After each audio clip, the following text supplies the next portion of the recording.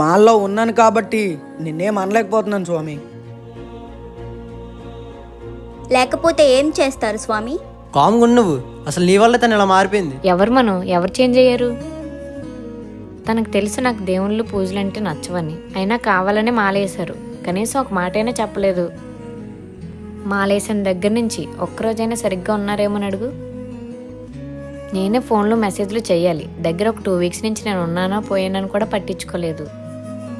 ఈరోజు కూడా నేను తింతో రిలేషన్లో ఉన్నానని తెలుసుకొని వచ్చారు. లేకపోతే ఇప్పుడు కూడా వచ్చేవారు కాదు. తర్వాత నాకు నేనే రియలైజ్ అయ్యా పవన్ నాకు కరెక్ట్ కాదని. తనే లవ్ చేసినట్టు నేను కూడా ట్రూగానే లవ్ చేశాను కదా, నాకు ఇలా అవ్వాల్సిందే.